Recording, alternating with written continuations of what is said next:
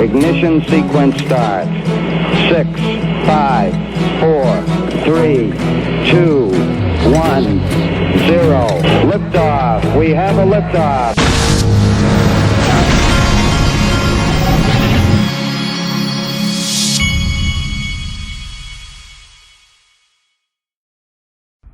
Hey everybody, this is the Digital Asset Investor, and I want to show you, this is Joe Indoso, the COO of Link2, and they finally put out the clip where he was on NASDAQ. This guy, I've met a lot of people since I got in this, but Joe is one of the smartest guys I've met. Listen to what he says about Link2 here.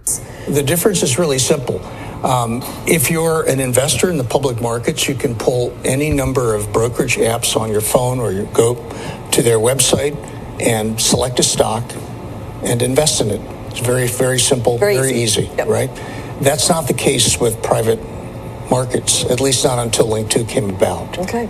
It's incredibly difficult to access the stock of the top tech companies while they're still private. Mm-hmm. Requires a lot of inside connections, and it's a very arduous legal and financial process of obtaining that stock and transferring ownership from an existing shareholder to you if you wanted to invest. Mm-hmm. We've made it incredibly simple and easy for an individual you still have to be accredited, because that's what the SEC requires, but as long as you're an accredited investor, you can, on our app or on the website, select from some of the top private tech companies in the world and make investments in the same kind of click and invest way that you do with public company stocks. Yeah, I remember So here's what's cool. As of today, as I speak to you right now, for the first time on Link2, you have been able to buy private equity. Now, they are one of my sponsors, by the way. You have been able to buy private equity, but you've had to wait. Like if you bought it, let's say, for instance, if you bought shares in Ripple, you can't. There's no secondary market, so you would have to sell. Wait for Ripple to go public or be bought or merge with someone before you could get your money out.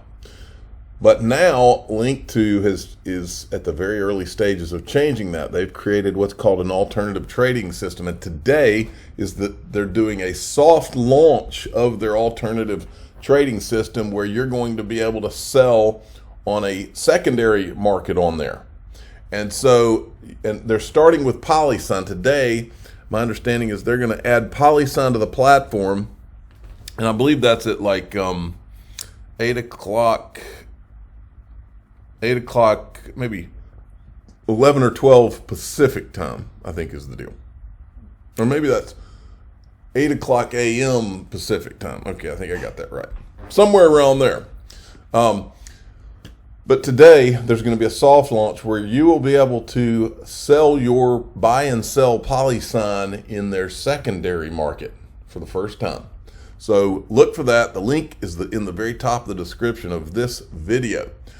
First Republic Bank is expected to be seized by the U.S. government, Fox is reporting. Brazil president says he supports creating a new currency for BRICS nations to trade with. And then we've got this. This is absolute gold. As I always say, app is free.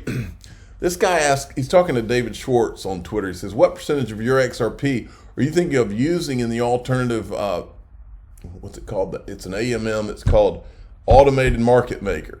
When it goes live, I'm very excited to earn 1% on my investment. I'm trying to understand the risk. David Schwartz gives him some interesting answers. He says probably 1/3 to 1/4.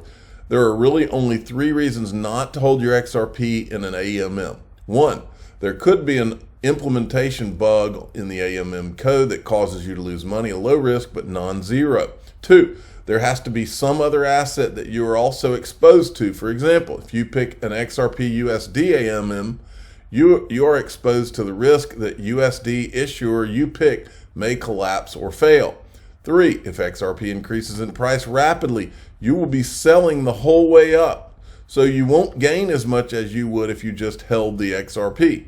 In compensation, you won't lose as much if it drops a lot, and you may profit from volatility and market making. So it sounds to me, he says balancing all these factors, 1/3 to 1/4 feels right. So it sounds to me, folks, I want the price to go up a lot, like a lot, and then maybe go into the AMM. How about that? That sounds like the better thing for me. XRP Crypto Wolf, XRP lawyer John Deaton maintains his earlier stance that the crypto industry will win in court. He gives two reasons for his belief: the SEC does not have the law on its side, and the facts the SEC has created in the last 6 years put it on the losing side. Well, they haven't been telling the truth on half of the things. But John Deaton is saying, he says it here. This is the video that came from, "We win in court." I like the sound of that. And here's a great video that I put together to illustrate for you how they don't have, forget the law, they don't have the truth on their side. Don't take my word for it. Take Gary Gensler's word for it. This is who you have running one of the largest federal agencies in the United States. If the U.S. can't do better than this, we are finished. The vast number of these thousands of tokens, without prejudging any one of them, meet the standard of being a security. And thus the platforms have a obligation to come in, register, work with us. So we already know in the U.S. and in many other jurisdictions that 3/4 of the market are not ICOs or not what would be called securities, even in the U.S., Canada, and Taiwan, the three jurisdictions that follow something similar to the Howey test that we've talked about. 3/4 of the market is non-securities. It's just a commodity, a cash crypto. So the guy does not even believe what he's telling these investors he supposedly wants to protect. He doesn't want to protect anybody except his incumbent friends like Goldman Sachs. Ashley Prosper laid it out right here. In September of 2017, R3 Consortium, which represents around 40 of the leading banks, sued Ripple to reinstate its options contract, which Ripple had canceled due to failures in the promotion clause. Ripple countersued on January 2018, saying that although R3 represented to Ripple that it would have the access to large consortium of leading banks, R3 knew and had reason to know that several key banks that would be instrumental to Ripple's success would soon be departing from its consortium. This refers to Goldman Sachs, JP Morgan, Morgan Stanley, and Santander, who chose not to remain in R3's consortium of almost 40 banks. Now, a few of those banks made their own arrangements with Ripple, but at least one did not. As far as I can tell, JP Morgan. In June of 2018, Bill Hinman, then director of the SEC's Corporation Finance Division, gave a speech in which he gave clarity to Bitcoin and Ethereum, causing the price of both to skyrocket. I'm sure some people were very, very happy that day, particularly the disguised ETH whales. We now have a strong reason to believe that XRP was also due to receive some clarity that day, but something had changed in the months leading up to the speech, and someone or something had decided to exclude them. Coincidentally or not, later that same year, 15 senior JP Morgan executives would find themselves in Ripple's offices. We can only assume the discussion was about XRP. Were they looking to partner with Ripple or buy them out? They had at the same time been working with ETH Lab on Quorum, which for some years, and subsequently announced JPM Coin in February 2019. So I assume the latter. This was around the same time Ripple and R3 settled for 1.04 billion XRP. It clearly wasn't going well for JP Morgan. They sold the product they had worked on for the last 5 years, Quorum, to Consensus in August 2020, whilst allegedly illegally acquiring 10% of Ethereum's core infrastructure, MetaMask and Infura, in shady backdoor deal with Joseph Lubin known as Project North Star. This is in court now. Things for Ripple, however, were going much better. They inked a deal with MoneyGram in June 2019 and many others thereafter.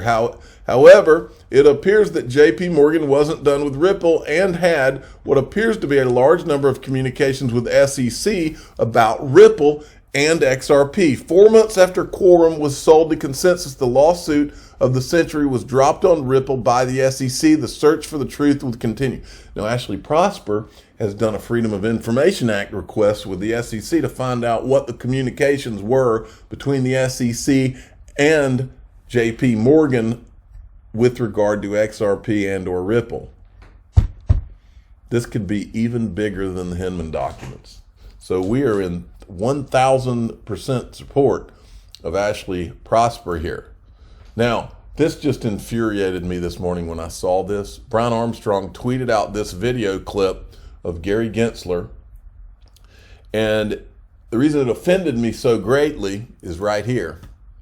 Sorry, but this greatly offends me. The XRP community was putting out these clips of what Gensler was up to for 2 years. And Brian Armstrong, who had .eth in his name while we were uncovering it, he and his .eth friends acted like it wasn't even there. We're on the same side now, but these people should be ashamed of themselves, and I won't forget. They thought, don't forget this, these people thought that they had a Bitcoin, Ethereum monopoly, a free pass from that Hinman speech, and so they didn't care. They didn't care about the rest of the industry, and then all of a sudden, and folks, I can't remember who told me this, but someone told me this, but that behind the scenes, that all the Ethereum gang, they were all worried that what we were all exposing could cause Ethereum to be gone after. Because you've got to understand, nobody can forget this. Bitcoin and Ethereum,